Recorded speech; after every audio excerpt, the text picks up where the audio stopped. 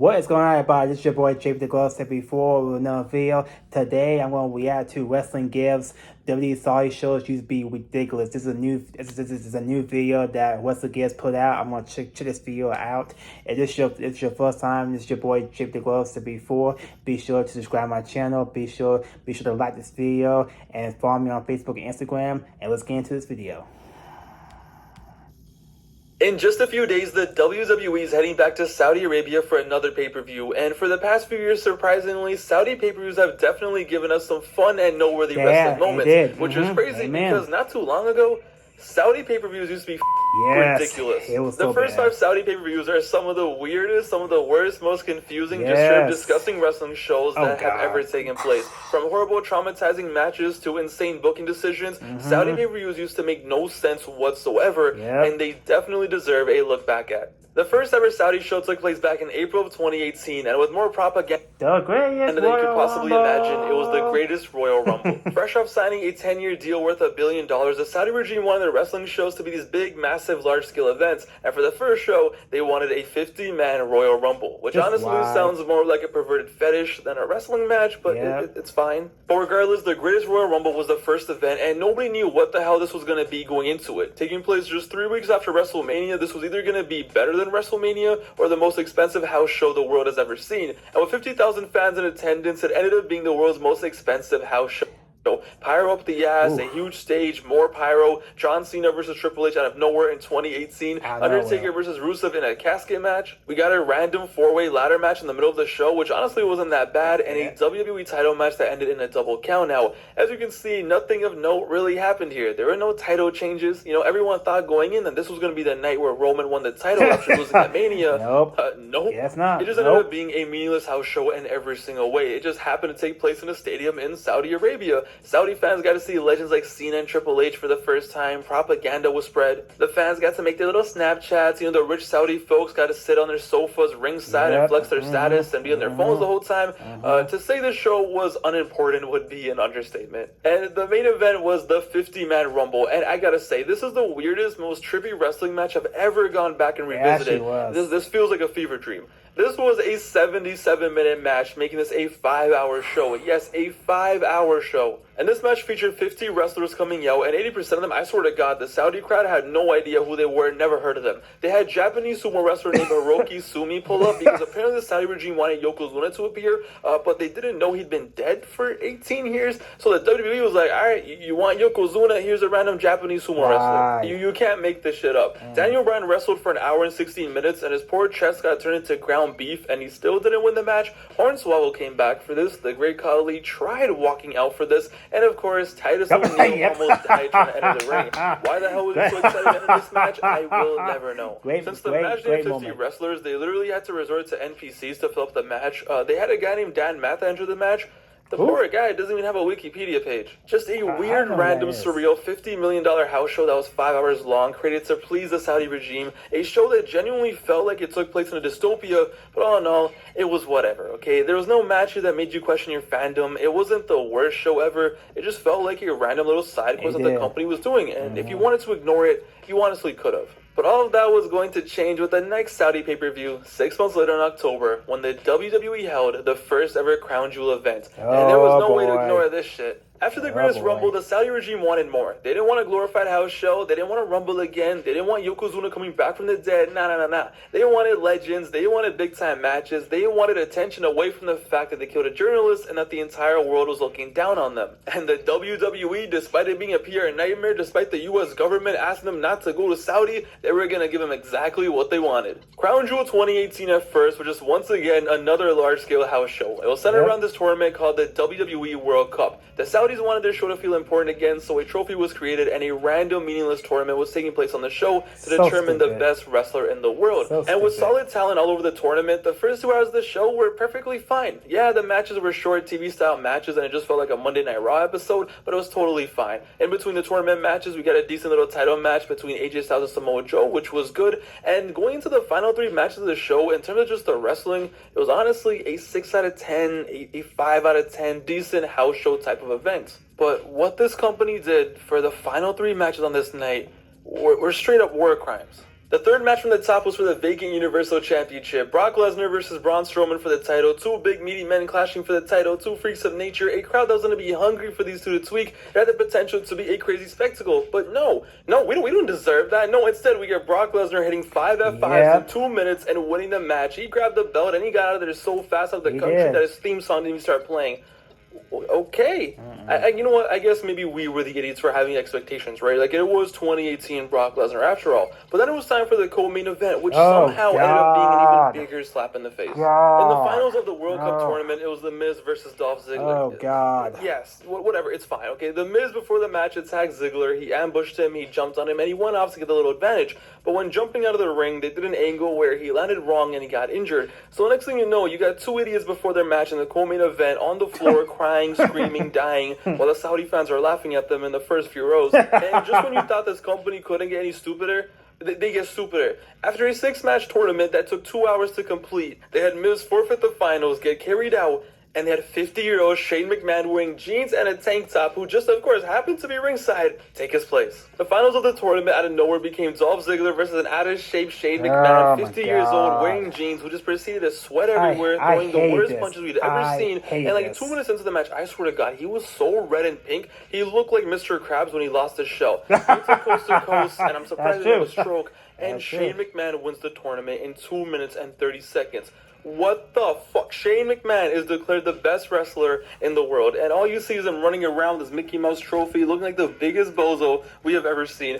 They spent 2+ hours running this tournament that had genuine talent in there, and they did this. Like, okay, we knew the tournament was meaningless, we knew it was stupid, we knew it was whatever, but this is just a next level slap in the face. This is just embarrassing. I'm sorry. To have 50-year-old Shane McMahon go in there and win in 2 minutes, like, what are we doing here? Well, then it was time for the main event, and just when you thought this show couldn't get more embarrassing, it did. It definitely did. It was the return of HBK. It was the return of Shawn Michaels. After 8 years of being retired, 8 years of declining countless returns for dream matches, HBK was finally back. And what was supposed to be a sacred moment, a special moment, was HBK coming back for that sweet, sweet Saudi payday. Shawn Michaels was back in 2018, and he was teaming up with his good friend Triple H to take on The Undertaker and Kane. And with every single wrestler in the match over the age of 50 years old, millions of wrestling fans around the world were genuinely traumatized.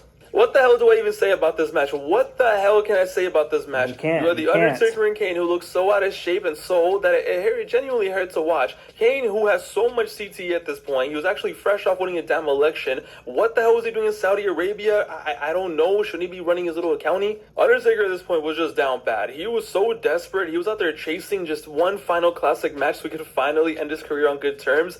It ain't happening tonight, buddy. And Shawn Michaels... Guys, Shawn Michaels was bald, bro.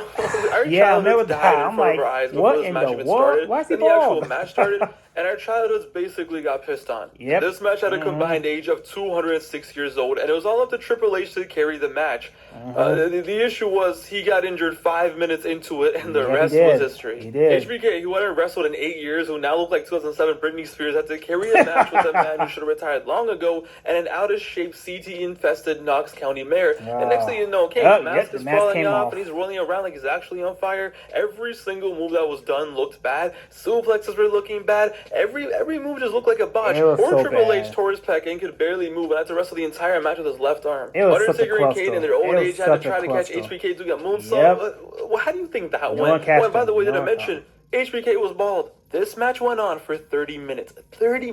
Why? Why were these senior citizens wrestling for 30 minutes? Who thought this was a good idea? How do you conceive that idea to have them out here for 30 minutes? Senior citizens at the park don't walk for 30 minutes, bro. Ain't no way Undertaker gonna have a 30-minute match. Eventually, it got so bad and ugly in there, they couldn't even do simple moves anymore. Like, they tried doing an Irish whip, and everyone just almost died. Out here falling everywhere like Jenga pieces. It was like a higher power made sure that everything that could go wrong in this match went wrong in this match. HBK, who hadn't wrestled in 8 years, was doing his best to not tarnish his legacy and save this match. I mean, he tried, but now, like, eventually the crowd is laughing at them, okay? Eventually, it's just sad, it's traumatizing, and just embarrassing. 20 minutes into it, they can barely move. Triple H is injured. Taker is depressed because he just wants to have one more classic so he can retire. Instead, he's in Saudi Arabia doing this. Shawn Michaels came back for this. And even when it was time for the match to be over, it was the most depressing pedigree I have ever seen in my life. Ladies and gentlemen, That was Crown Jewel, and this was the WWE in Saudi Arabia in one match. The Saudi regime wanted a spectacle. They definitely got a spectacle. Yeah, we got one. And this match capped off the first two shows of the WWE Saudi partnership. We went from getting a pretty whatever harmless house show to one of the most embarrassing pay-per-views of all time that left every single person watching depressed. What a time to be alive. 7 months later, in June of 2019, the WWE was ready to come back to Saudi Arabia for the third pay-per-view. Not this one. It was Super Showdown 2019, and going into the show, you would assume that the WWE and the Saudis would come together and see that the shows they just did weren't exactly working, and that maybe it's time they change their approach for the third show. No, Super Duper Showdown 2019 might even be worse. Super Duper Supreme Showdown 2019 is just as, if not even more disgusting than Crown Jewel. These idiots, I swear, these idiots learned nothing, absolutely nothing from Crown Jewel. Sure, we got a little cute Randy Orton versus Triple H match. Yeah, we got some decent B-level title defenses, but after this night, after this show was over, it was hard to convince yourself to still be a WWE fan. We had to endure 15 minutes of sweaty meatball versus Roman Reigns, Shane McMahon dominating Roman Reigns, rest holds for hours, punches, MMA submissions because he took a jiu-jitsu class once, and so much sweat dripping that I thought my tears from watching got on the screen. And of course, Shane McMahon beat Roman Reigns. Yo, just one of the stupidest, one of the most laughable, just insane matches I've ever seen in my life. Why did this happen? Why was it this long? And then, hey, that classic is over. Let's all go watch Lars Sullivan take on 3 lucha wrestlers. I have never seen a crowd this quiet in my life. Just listen to this. Oh, are you having enough fun yet? You know what? It's time for the 51-man battle royal. What is up with them and their obsession with 50 sweaty men in the ring?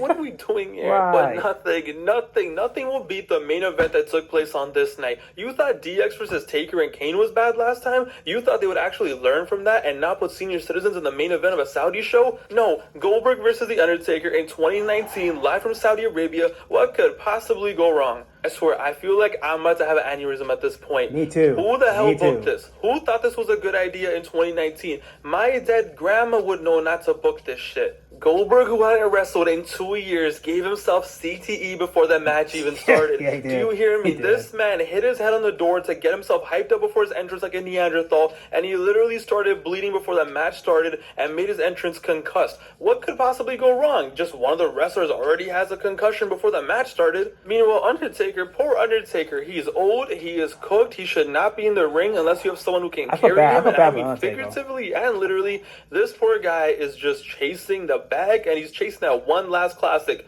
Now, I don't know why he thought he was going to have a classic with Goldberg, but apparently he did. Yeah. So they go out there, right? And next thing you know, Goldberg hits his head in the ring post 2 minutes into the match. 2 minutes into the match, this man is double concussed. He has a double-double. Goldberg is bleeding everywhere, right? He has no idea where the hell he is. He doesn't know if he's in Saudi Arabia, Dubai, or Africa. He has no idea. Taker can barely hit the choke slam, but you're like, you know what? At least the match will be over soon. It'll be quick. It'll be painless. Yeah. He gets up Goldberg. He goes for the tombstone. And, of course, Goldberg's head hits the ground again. The tombstone. He's got a CTE hat trick at this point. He got a triple-double. He's done. Yeah. He is dead. Just end the match. It's over. I don't care if it's been 3 minutes. Just end the match. At least the fans got to see Taker do his greatest hits. Goldberg kicks out. Goldberg with a CTE hat trick kicks out. So now it's Goldberg's turn to hit him with a finisher because we have to trade finishers. Oh, no, and he grabs Taker and he goes for the jackhammer and boom, no. Goldberg can't carry Undertaker literally and figuratively, and he drops Taker on his neck. Taker at this very moment could have easily had his neck broken. So now both men are dead, and it's like, please, for the love of God, just end this. Okay, we failed the mission, we tried our best. This is not it. Just end the match. You hit your finisher. Just call an audible, whatever. No. Taker kicks out. For some reason, I will never understand this. They have two 52-year-old men do the tombstone reverse spot. Of course, it doesn't work out. Roman Reigns and Taker couldn't pull this off 2 years ago at Mania. Why the hell will Goldberg and Taker be able to pull this off? Both men are on the floor. There is so much CTE, it doesn't even make any sense. Taker just drops him with the worst chokeslam ever, and honestly, at that point, respect. He barely could pick Goldberg. He barely could pick him up. Goldberg is so out of it, he hooks his own leg. Taker doesn't even grab his leg. He just raises his own leg in the air for no reason, just lets it hang. That is how out of it he was, and thankfully, it was over. The worst one-on-one wrestling match I've ever seen in my life. These two men could have died. Like, no, jokes aside, these two men could have easily been paralyzed. Why the hell did this match take place? Who thought it was a good idea? And why did this need to be 10 minutes? Yo, I'm gonna be honest, I still can't believe it. I can't believe the fact that Goldberg concussed himself before the match even started. That is insane. How does that happen? And I can't believe they thought doing a reverse tombstone spot with these two men was a good idea. This is the worst match I've ever seen. Like, no, hands down. Not one of, no, this is 100% the worst match I've ever seen in my life. Yeah, as shameless, as embarrassing as the Crown Jewel match was, this was 10 times worse. This was another level. This is surreal to go back and watch this and try to have your brain comprehend this actually happened. But hey, apparently, this is what Saudi Arabia wanted. They wanted big-time matches. They wanted Goldberg. They wanted Undertaker. Here you go. I can't. All of these shows just felt like they took place in a simulation. None of these feel real. Going back and watching these, none of them feel real. You have the combination. You have a deadly combination. You have the WWE, who clearly doesn't care about these shows. They don't treat them like canon. And you have Saudi Arabia, who just wants all these big-time matches from wrestlers from the 80s and 90s. You know, they don't care how it goes down. And you just combine that with how bad wrestling was at this point. Worst combination ever. I can't. I'm done. I can't. I've lost too many brain cells. It's just been 3 shows. I can't. The next 2 shows, of course, were useless anyway. Like, after the next show, they just continue the clownery. They did Cain Velasquez versus Brock Lesnar, which lasted 2 minutes, with Cain tapping out just to get Brock Lesnar his win back from the UFC, which was real, but this is fake. But, of course, Cain tapped off camera, so we didn't see him tap. What are we doing here? Tyson Fury versus Braun Strowman, because mainstream coverage, big stars. Nobody cared. The one good thing they did was at Crown Jewel 2019, for once we had a title change. For once, a major title change, and there was finally something of importance happening, and The Fiend beat Seth Rollins for the WWE title, which made everyone happy. It was a really cool moment, despite the red lighting, which I wasn't a fan of. But, it definitely made the fans tolerate Crown Jewel, and it really raised the perception of the event. Like, yo, something important happened for once at these Saudi shows, and it was a good step in the right direction. The next Saudi show ended with Goldberg squashing The Fiend and winning the title in 2 minutes. I'm done. I'm done. Company, bro. Goldberg, the man who almost killed The Undertaker 2 years before this, they let him go back to Saudi Arabia. He should have been a wanted man in Saudi, first of all. He just goes into Saudi, beats The Fiend, wins the title, and there you go. Great. No, like, guys, I'm serious. How did we survive this? How did we watch these shows? How did we put up with them? How did we tolerate this? Like, these shows were actually the most brain-dead shows I've seen in my life. You take the Saudis wanting big matches and old stars and obsession with Goldberg and all these old wrestlers, and you combine that with Vince McMahon, who was on crack and would do anything for the $50 million. This is what we got. It is a miracle that the product is where it's at today, okay? Just 5 years ago, remember, this is what we had to watch weekly. These were the Saudi shows we were getting 5 years ago. At least these days the product is good enough where they don't have to resort to Goldberg or something to come back and pop a Saudi show. Now we have Logan Paul. But no, like, I'm done. I am never ever watching these old Saudi shows ever again. Like I said, even though Saudi shows still feel weird to this day, there's still a sideshow nature to them. Just remember what they used to be, okay? Just remember this. Now, like, Goldberg beating The Fiend in Saudi it's still one of the most insane things. And they did it on purpose. That's the one place where they could have done that, and Goldberg wouldn't have gotten booed. In the comments down below, let me know, what is, in your opinion, the worst WWE Saudi pay-per-view moment? Is it Brothers of Destruction and DX going out there? Which, honestly, as much as I roasted it, when you look at the stuff that happened after that, was it really that bad? Yeah, no, it was. It was. But yeah, let me know down below, in your opinion. Shout out to Wrestle Gifs. I mean, I really almost had a stroke. I mean, I almost had a stroke watching this. I mean, Jesus. Yeah. It's amazing to see how the Saudi shows how it's doing right now. It's doing a lot better this time. But back then, oh my God. Yeah. I literally almost had a stroke. I almost had a stroke watching this. Go up being The Fiend, the DX spoilers instructions. I'm just like, make the pain stop. I mean, but then again, this is a way video. Shout out to Wrestle Gifs. He really hold it together. He really hold his own in this video. So shout out to him. He did such an amazing job. Be sure to subscribe to his channel and make sure y'all follow him. He does amazing work. And like I said, shout out to him. So yeah. Today is the King and Queen and Wing today at 1 o'clock. So I'm really excited with that. So I'm gonna see what goes on today. Hope it's a good show. So we'll see what they produce today. So I hope it goes well today. Hope it goes well. Shout out to the wrestlers involved.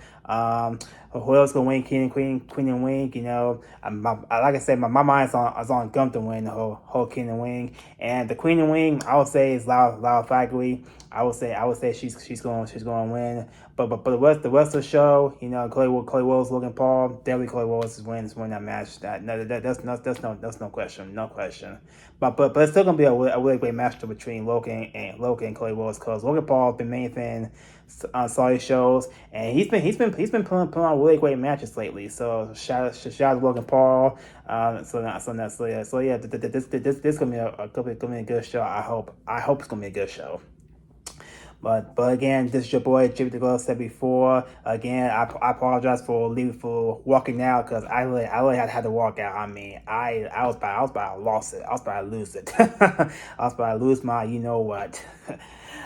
Be sure to subscribe to my channel. Be sure to follow me on Facebook. If you like this video, make sure you comment down below and like this video. What was your worst Saudi show ever? Please leave your comments down below. Hope you guys have a blessed day. This is your boy JPTHEGLOVE74 signing off. God bless y'all.